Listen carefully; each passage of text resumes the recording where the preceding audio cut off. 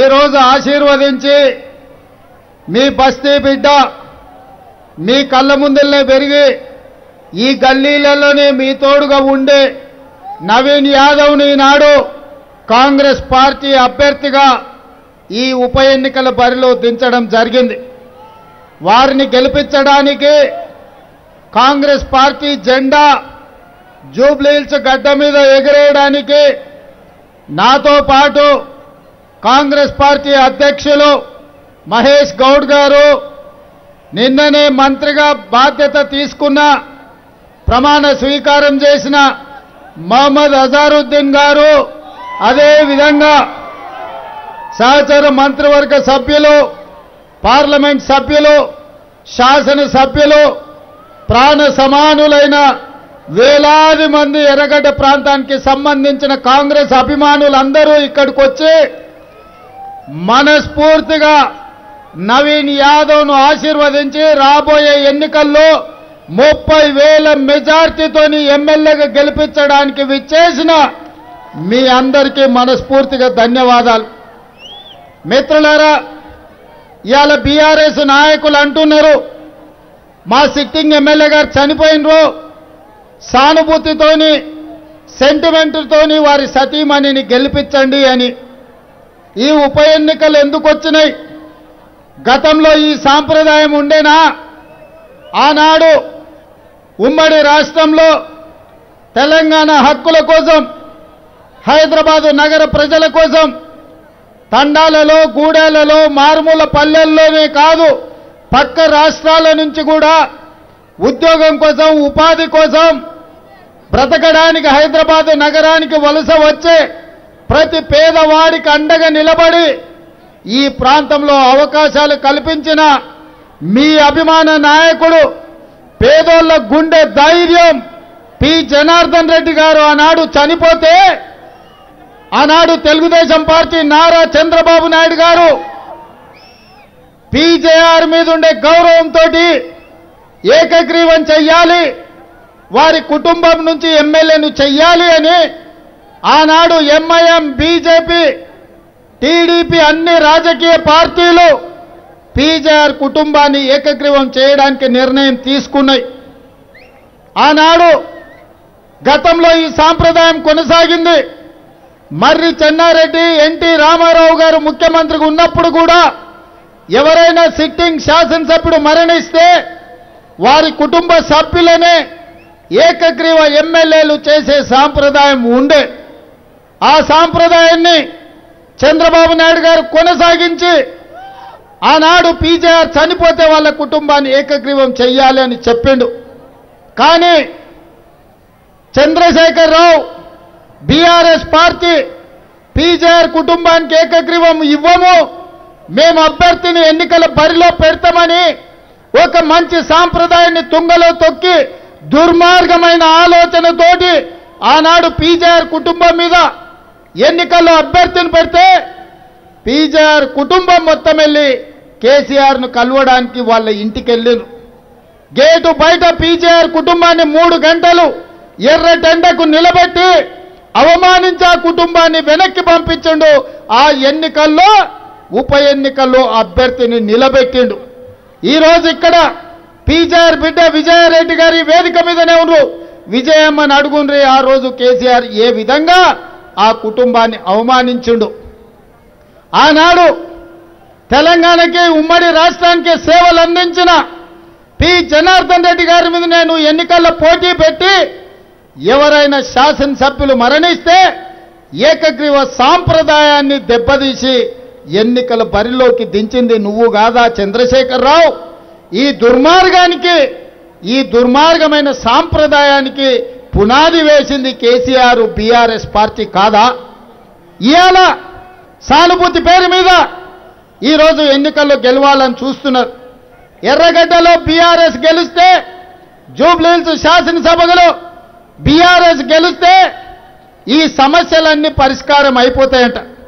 ఎర్రగడ్డలో CC రోడ్లు వస్తాయంట, ఎర్రగడ్డకు తాగనికే నీళ్లు వస్తాయంట, మీ ఇండ్ల మీద నుంచి పోతున్న కరెంటు తీగలు పక్కకు పోతాయంట. ఇవాళ కేటీఆర్ గారు వాళ్ళ బావ హరీష్ రావు గారు వచ్చి చెప్తున్నారు, ఇంతకుముందు మా రాములు నాయక్ చెప్పినట్టు బిల్లా రంగాలు గల్లీ గల్లీ తిరుగుతున్నారు. ఎందులో తిరుగుతున్నారయ్యా? ఆటో ఎక్కి తిరుగుతున్నారు. ఆటోలు ఎందుకు తిరుగుతున్నారు? మొన్న జరిగిన ఎన్నికల్లో వాళ్ళ అంబాసిడర్ కారును టైర్లు పంచర్లు చేసి టైర్లు ఊడబీకి ఇంజన్ తుక్కు సామాన్ కమ్ముతే ఈరోజు షెడ్డులోకి పోయిన అంబాసిడర్ లేక ఇవాళ ఆటోలలో తిరుగుతున్నారు బిల్లా రంగాలు. నేను అడగదలుచుకున్నా, 10 ఏళ్ళు ముఖ్యమంత్రిగా ఉన్నది మీ నాయననే కదా, 10 ఏళ్ళు మున్సిపల్ మంత్రిగా ఉన్నది నువ్వే కదా, 3 సార్లు జూబ్లీ హిల్స్ నుంచి ఎమ్మెల్యేగా నెగ్గింది మీ పార్టీ కదా. మరి ఈ 10 ఏళ్ళు ఈ సమస్యలు పరిష్కరించలేదంటే ఈనాడు ఎర్రగడ్డ కావచ్చు, బోడబండ కావచ్చు, యూసుఫ్ గూడ కావచ్చు, షేక్పేట్ కావచ్చు, వెంగళరావు నగర్ కావచ్చు, సోమాజిగూడ కృష్ణకాంత్ పార్క్ కావచ్చు, ఈ సమస్యలు పేరుకపోయినాయంటే 10 ఏళ్ళు నువ్వు నీ అయ్యా ఈ జూబ్లీహిల్స్ కు చేసిన అన్యాయం కాదా అని నేను అడుగుతున్న ఈ సందర్భంగా. ఈ సమస్యలకు, ఈ దరిద్రానికి, ఈ పేదోళ్ళ కష్టాలకు తండ్రి కొడుకులు మీరే మీ ఇద్దరిని కోదండమేసి కొట్టినా కూడా తప్పు లేదని చెప్పి మా యువమిత్రులు మా యువకులు అంటున్నారు. ఇవాళ మమ్మల్ని గెలిపించండి గెలిపించండి అని ప్రచారం చేస్తారు. చేస్తా ఈ పక్కనే ఒక పెద్ద కాంపౌండ్ ఉంటుంది 100 ఎకరాల. గండ్లకు కూడా బామార్తులు ఇద్దరు పోయినరు. ప్రచారం చేస్తా ఓ ముసలాయనాడు చెట్టు కింద కూర్చుంటే పోయి నమస్కారం పెట్టారు. ఆ ముసలాయన గుర్తుపట్టనాడు కూర్చుంటే అడిగారు, ఏం తాత నన్ను గుర్తుపట్టినవా? నేను కేటీఆర్ను అని. ఏమని ఆయన నేను గుర్తుపట్టలేదంటే, అయ్యో నన్ను గుర్తుపట్టవా? సచివాలయం కట్టింది నేనే, కమాండ్ కంట్రోల్ రూమ్ కట్టింది నేనే, శిల్పారామంలో బొమ్మలు పెట్టుకున్నది నేనే, నన్ను కూడా గుర్తుపడతలేవా అని ఆయన అడిగినాడు. అప్పుడు ముసలాయన చెప్పిండు, నేను కూడా లోపలికి వచ్చినప్పుడు చార్మినార్ కట్టింది నేనే, హైటెక్ సిటీ కట్టింది నేనే, హుస్సేన్ సాగర్ కట్టింది నేనే అని చెప్పేటో నేను ఆయన 2 కరెంటు తీగలు తలకాయకు పెట్టంగానే అన్నీ చక్కగా అయిపోయినాయి.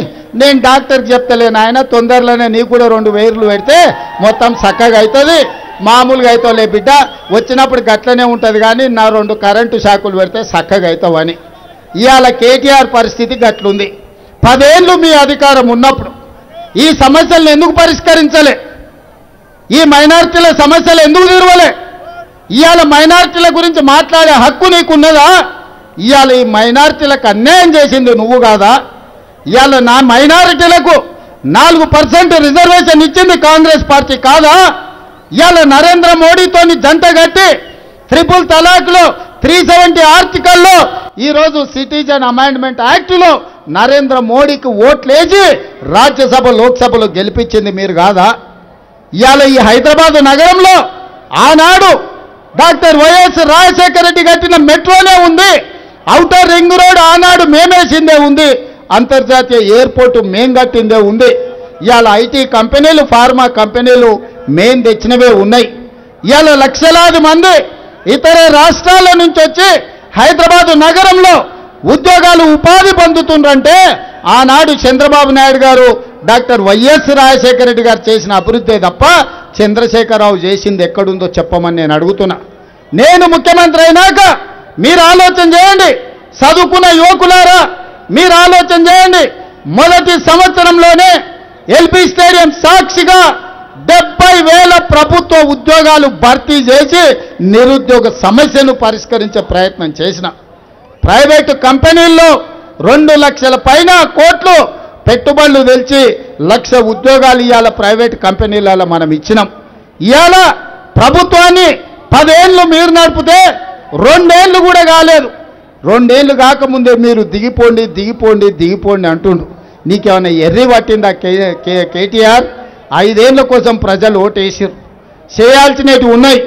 ఇవాళ ఉన్న పేదోళ్ళని అడుగుతున్నా, రాష్ట్రం మొత్తం లక్షలాది రేషన్ కార్డులు మేము ఇచ్చినాం, మీరు ఇవ్వకపోతే ఒక్క జూబ్లీహిల్స్ శాసనసభ నియోజకవర్గంలో 14,159 రేషన్ కార్డులు ఇవాళ ఈ పేదోళ్ళకు పంచిపెట్టిన మేం కాదా? ఈరోజు పేదోళ్లకు 200 యూనిట్లు 60 లక్షల కుటుంబాలకు ఇవాళ ఉచిత కరెంటు ఇళ్లలో మేము ఇస్తున్నది మేం కాదా? ఇవాళ పేదోళ్లకు సన్నబియ్యం పెడుతూ ఇస్తున్నది మేం కాదా? మా అక్కలీడుండ్రు, ఆ ఇళ్ళ దొడ్డు బియ్యం వచ్చినప్పుడు ఎప్పుడైనా వండిర్రా అక్క? పిల్లలకు పెట్టిర్రా? బుక్కెడు పువ్వనైనా కేసీఆర్ ఇచ్చిన బియ్యంతో పెట్టిర్రా? ఇవాళ మీ తమ్ముడు ముఖ్యమంత్రి అయినాక మీకు సన్నబియ్యం ఇస్తున్నాడా లేదా? సన్నబియ్యం వస్తున్నాయా లేదా? మీ రేషన్ కార్డు మీకు అందిందా లేదా? మీకు ఉచితంగా కరెంటు వచ్చిందా లేదా? ఇవన్నీ పక్కన పెట్టుర్రి. నిన్న మన ఆటో వాళ్ళని వేసుకొని జమ చేశారు. ఆటో వాళ్ళకి అన్యాయం జరుగుతుందని వాళ్ళని ఎట్లా ఆదుకోవాలో ముఖ్యమంత్రిగా నేను ఆలోచన చేస్తా. ఇవాళ మా ఆడబిడ్డలకు బస్సులో ఉచిత ప్రయాణం ఇస్తే రద్దు చేయమని తిరుగుతున్నారు బామ్మార్దులు. గింత గలీజ్ వేషాలు వేస్తున్నారు టీఆర్ఎస్ వాళ్ళు. మా అక్కలకు ఆర్టీసీలో బస్సు ఉచిత ప్రయాణం ఇస్తే వాళ్ళ కడుపు మంట ఏందని నేను అడుగుతున్నా. అదేవిధంగా ఇవాళ మా ఆడబిడ్డలను అడుగుతున్నా, సొంత చెల్లెలకే అయ్యో సంపాదించిన ఆస్తుల వాటా ఇవ్వాల్సి వస్తుందని సొంత చెల్లెలనే ఇంట్లో నుంచి చెల్లగొట్టారు. ఇవాళ వాళ్ళ చెల్లెలే జిల్లాలు తిరిగి దుమ్మెత్తిపోస్తుంది వాళ్ళ అన్న గురించి, వాళ్ళ బావ గురించి. ఎప్పుడైనా ఆడబిడ్డ క్షేమం కోరుకోనోడు, సొంత చెల్లెలకే బుక్కడి పువ్వ పెట్టినోడు, సొంత చెల్లెల్ని ఇంట్లోకెళ్ళి బయటికి దొబ్బినోడు ఇవాళ మాగంటి సునీతమ్మ మంచి కోరుకుంటాడా? సొంత చెల్లెలకి అన్నం పెట్టినోడు చిన్నమ్మ బిడ్డకు బంగారు గాజులు చేపిస్తా అంటే వాడు నమ్ముతాడా? నమ్ముతాడా అక్క? సొంత చెల్లెకి అన్నం పెట్టినోడు చిన్నమ్మ బిడ్డకు బంగారు గాజులు చేపిస్తాడా? ఇవాళ అట్లాంటి అబద్ధాలతోని కేటీఆర్ మన దగ్గరకు వస్తున్నాడు. అందుకే ఈ పేద ప్రజలకు రేషన్ కార్డు రావాలన్నా, ఈ పేద ప్రజలకు 200 యూనిట్లు ఉచిత కరెంట్ ఇవ్వాలన్నా, ఈ పేద ప్రజలకు సన్న బియ్యం మీకు అందాలన్నా, ఈ పేదింటి ఆడబిడ్డలు బస్సులో ఉచితంగా ప్రయాణం చేయాలన్నా, రేపు మీ బస్తీలలో ఇంటి జగాలో ఉన్న వాళ్లకు ఇందిరమ్మ ఇల్లు కట్టుకోవడానికి పేదవాళ్లకు 5 లక్షల రూపాయలు ఇవ్వాలన్నా నవీన్ యాదవ్ను గెలిపించండి. ఇవాళ ఈ నగరంలో కంటోన్మెంట్లో మొన్న జరిగిన ఉప ఎన్నికల్లో శ్రీ గణేష్ను గెలిపించి వేదిక మీదనే ఉన్నాడు ఎమ్మెల్యేగా. ఇవాళ శ్రీ గణేష్ను కంటోన్మెంట్లో గెలిపిస్తే ఇవాళ కంటోన్మెంట్ అభివృద్ధి కార్యక్రమాలు చేపట్టినాం. దాదాపుగా 4,000 కోట్ల రూపాయలతోని అక్కడ రోడ్లు, తాగనిక నీళ్లు, ఎలివేటెడ్ కారిడార్లు, మిలిటరీ వాళ్ళ దగ్గర ఉన్న భూములు, ఇండ్ల పట్టాలు ఇప్పించడానికి ఇవాళ మనం ప్రయత్నం చేస్తున్నాం. అందుకే సోదరులారా, బోడబండ ఎర్రగడ్డ బాగుపడాలంటే ఈ గడ్డ మీద కాంగ్రెస్ పార్టీ జెండా ఎగరేయాలి. ఆనాడు నేను మీ దగ్గరికి వచ్చిన మీకు విజ్ఞప్తి చేసిన అజరుద్దీన్ను గెలిపించండి మంత్రిని చేస్తా అని. కానీ ఆనాడు తప్పిదం జరిగింది, అజర్ భాయ్ గెలవలేదు. అయినా మీకు ఇచ్చిన మాట ప్రకారం మాట తప్పను మడమ తిప్పను అని అజరుద్దీన్ను మంత్రిని చేసి మీ దగ్గరికి తెచ్చినాకనే ఈ జూబ్ली हिल्स లో ఓట్లు అడగడానికి వచ్చిన. हमारे भाई बहनों से एक ही गुजारिश है, मैं पिछले चुनाव में इधर आए थे, आप लोगों को मैं गुजारिश किए अजहर भाई को आप जिता दो, उनको मंत्री बनाने की जिम्मेदारी मैं लूंगा. मेरे सरकार में जूबली हिल्स को तरक्की करने के लिए मैं कोशिश करने के लिए उस दिन वादा किए थे. मगर वो चुनाव में गलत फहमी से हमारे भाई बहनों चोरों को वोट दिए, 3 बार दिए, 1 बार नहीं. 10 साल बाप बेटे इस राज्य को चलाए, इस राज्य को लूटी किए. बाप 1 नंबर रहा तो बेटा 10 नंबर निकला, तेलंगाना राज्य को लूटी कर दिए. आज इसीलिए मैं जो बात देता हूं, बाप के लिए मैं मरूंगा मगर पीछे हटने वाले नहीं है. इसीलिए अजहरुद्दीन को आज मंत्री बना के आपके सामने खड़ा किया. आप ये वोट दो, आपके तरफ से 2 सिपाही, एक नवीन यादव, दूसरे सिपाही हमारा अजहर भाई आपके तरफ वकालत लेने वाले हैं. इसीलिए मैं अजहरुद्दीन को मंत्री बनाया. वो किशन रेड्डी साहब है, वो कैसा आदमी है मुझे पता नहीं है. कैसा भी मोदी जी किसी को माइनॉरिटी को मंत्री नहीं बनाए. मैं अजहर भाई को मंत्री बनाया तो किशन रेड्डी कपड़े फाड़ ले रहा, ऐसा कैसा अजहर को मंत्री बनाते. भाई मैं किशन रेड्डी को पूछ रहा हूं, तेरा बाप का जागीर है क्या? ये मंत्री मेरे हैं. 4 करोड़ जनता मुझे आशीर्वाद दिए, अल्लाह मियां एक मौका दिया मुझे, मैं अजहरुद्दीन को मंत्री बनाए तो तेरा बाप का जागीर कुछ गए क्या? क्या तकलीफ हुआ? क्यों रो रहे आप? ये छोड़ो, मोदी जी गुजरात में उसका जमीन खींच लिया, जायदाद खींच लिया, क्या किया? मैं मेरा मंत्रिमंडल में अजहरुद्दीन को मैं मंत्री बनाया. भारतीय जनता पार्टी को क्या तकलीफ है भाई? कैसे भी 1 वोट भी आपको मिलने वाले नहीं है हमारे माइनॉरिटी भाइयों का. फिर किसको जाना है वोट? क्या सोच रहे हैं लोग? बीआरएस को वोट डालने के लिए ये साजिश कर रहे। पिछले पार्लियामेंट चुनाव में महबूबनगर, चेवल्ला, सिकंदराबाद, मेदक, मलकाजगिरी, निजामाबाद, करीमनगर, आदिलाबाद 8 पार्लियामेंट में बीआरएस का डिपॉजिट जब्त होकर बीजेपी वाले को जिताए, मोदी जी को प्रधानमंत्री बनाए। आज ये 8 सीट तेलंगाना से बीजेपी को नहीं मिले तो मोदी जी का सरकार दिल्ली में नहीं रहता था, दिल्ली लाल किले पे तिरंगा झंडा लहराता था। आज मोदी जी कुर्सी में है बोले तो केसीआर का धोखा है तेलंगाना में। 8 सीट बीआरएस का डिपॉजिट जब्त होकर बीजेपी को जीता है। आज बीजेपी वाले फिर उनको पलट के मदद करने के लिए लग गए। आने वाले चुनाव में यहां पर जुबली हिल्स पे बीजेपी का डिपॉजिट जब्त होने वाले, इन लोग बीआरएस को जिताने के लिए कोशिश कर रहे। ये साजिश को आप लोग सोचो भाई, क्योंकि इनको मैं मंत्री बनाया तो गवर्नर को जाके खत लिखा के किशन रेड्डी ने, किसके लिए, क्यों? इसका मतलब ये दोनों का कैसा चल रहे आप लोग सोचने का वक्त आए। इसीलिए मेरा भाई बहनों से एक ही गुजारिश है, इस तेलंगाना में, इस देश में कांग्रेस पार्टी तीसरे राष्ट्रपति को बनाए, जाकिर हुसैन बनाए, सलमान खुर्शीद, आज ऐसे ही अपने कांग्रेस पार्टी में कितने कितने लोगों को केंद्र में मंत्री बनाए।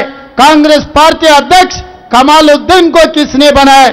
आज अजहरुद्दीन साहब को, वासिम साहब को, शब्बीर अली साहब को, गुलाम नबी आजाद साहब को, कितने लोगों को कांग्रेस पार्टी ने मौका दिए। जब जब कांग्रेस पार्टी सरकार चलाए तो बराबर माइनॉरिटियों का हिस्सा माइनॉरिटी घरों को हम भिजाए। आने वाले दिनों में भी मोदी जी आकर बोल दिए और अमित शाह आके बोल दिए चेवल्ला में 4% रिजर्वेशन हटाने के लिए। फिर 4% माइनॉरिटी रिजर्वेशन हटाने वाले बीजेपी को केसीआर ने क्यों मदद दिया? ट्रिपल तलाक में मदद दिया, 370 आर्टिकल में मदद दिया, सिटीजन अमेंडमेंट एक्ट में मदद दिए। हर वक्त जब तकलीफ मोदी जी को आए तो केसीआर ने उनको मदद दिए। आप लोग सोचो एक बार वोट डालने से पहले आज क्या हो रहा है। ये चुनाव सुनीता नवीन यादव का नहीं है, ये चुनाव केसीआर मोदी जी एक तरफ है, रेवंत रेड्डी राहुल गांधी दूसरे तरफ है। आप लोग तय कर लो, अब मोदी जी केसीआर के साथ में जाने वाले हैं, नहीं तो राहुल गांधी इस देश के लिए जो कुर्बानी किए, महात्मा गांधी शहीद हुए, इंदिरा जी शहीद हुए, राजीव गांधी जी शहीद हुए। आज के तारीख में कन्याकुमारी से लेकर कश्मीर तक 150 दिन 4000 किलोमीटर जो ये आम जनता के लिए पादयात्रा किए, राहुल गांधी जी के साथ रहते, नहीं तो केसीआर धोखेबाज के साथ रहते। आप लोग सोच लो भाई, ये मेरा जिम्मेदारी है आप लोगों को याद दिलाने का। याद करने के बाद फैसला करने का जिम्मेदारी आप लोगों का है। आप लोग सोच के, भटकाने वाले बहुत रहते, बोलने वाले बहुत रहते, ऑटो वाले को तकलीफ है बोल रहे, महिलाओं को मैं बस में मुफ्त में चलने के लिए मौका दिए तो ऑटो वाले को तकलीफ हो गए बोल रहे, महिलाओं का रद्द कर दो बोल रहे। भाई ऑटो वालों को बचाने का जिम्मेदारी मेरे है। कुछ वक्त लगेंगे क्योंकि 10 साल लूट लिए, आज 2 साल भी नहीं हुआ मेरे सरकार, आगे 3 साल है और आपके आशीर्वाद से और 5 साल कांग्रेस की सरकार रहेंगे इस तेलंगाना में। इस जगह में आप लोगों को जो काम करना है, एर्रागड्डा में सीसी रोड होना, नहीं तो पानी होना, बिजली के खंभे हटाना है तो कांग्रेस पार्टी को जिता दो। आप एक वोट दो, 2 सिपाहियों को मैं दे रहा हूं, एक नवीन यादव एमएलए बन के आपके सिपाही बनेगा, दूसरे हमारे अजहर भाई मंत्री होके आपके सेवा करने के लिए इस गली गली में घूमेगा। इसीलिए आपके आशीर्वाद, क्योंकि हैदराबाद शहर में मेरे साथ काम करने वाले कोई भी नहीं है, बहुत सारे एमएलए लोग हैं। कल श्रीनिवास यादव साहब भी कुछ बयान दे रहे थे, आज हम ये करेंगे वो करेंगे। श्रीनिवास यादव साहब 10 साल आप मंत्री थे, क्या क्या किया सबको पता है, कौन सी गली में कब्जा कर लिया सबको पता है, मैं बोलने का जरूरी नहीं है। इसीलिए ये हैदराबाद शहर में आप मदद करो। मैं जीतने के बाद असदुद्दीन ओवैसी, अकबरुद्दीन ओवैसी मुझे मिले, साहब आप मुख्यमंत्री बन गए, हमारा ओल्ड सिटी तरक्की करो। आज मेट्रो रेल ओल्ड सिटी में मैं दिया, ओल्ड सिटी में पानी को मैं दिया, फ्लाईओवर आरामगढ़ के ब्रिज मैं बना, रोड मैं बना, करंट बिजली मैं दिया। आज जितने भी मांगे एमआईएम पार्टी ओल्ड सिटी में मैं पैसे दिया। चुनाव के समय पर मैं राजनीति करूंगा, चुनाव खत्म होते ही मैं लोगों के लिए, लोग भला के लिए मैं काम करने वाला हूं। 20 महीने में कोई बीआरएस वाला आके कुछ मांगा क्या? मागंटी गोपी जी मेरा अच्छा दोस्त है, कभी जुबली हिल्स के लिए एक पैसा तो भी, एक गली में रोड के लिए तो भी कुछ आके मांगा क्या? जब कुछ भी नहीं मांगे तो मिलेंगे कैसे? जब मुझे नहीं बुलाए तो कैसा मिलेंगे? आज हमारे मंत्रियों को यहां भेजे तो तकलीफ दिखाए तो कुछ कम 300 करोड़ रुपए में मंजूर किया, आज काम चल रहे।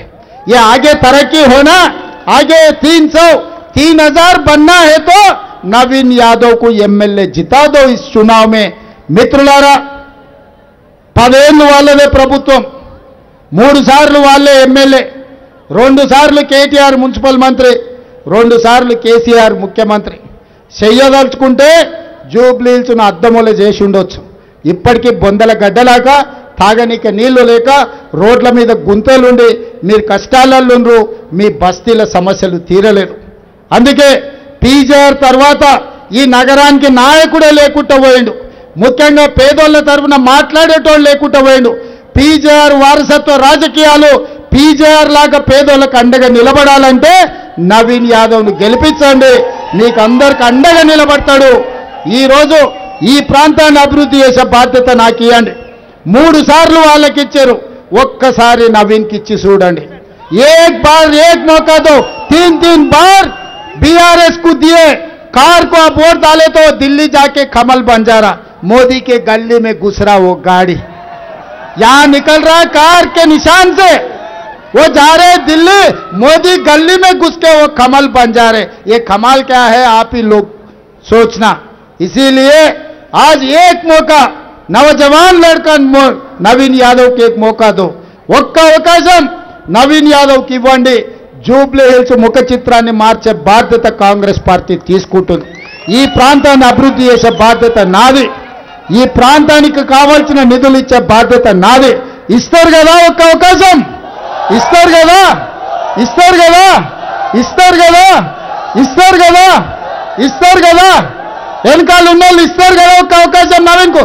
भाई एक मौका देंगे ना नवीन को, एक मौका जरूर देंगे ना, एक मौका दो, 3 साल में मैं तरक्की करके दिखाऊंगा. ఇచ్చటోళ్ళందరూ ఒక్కసారి చేతి పైకెత్తండి.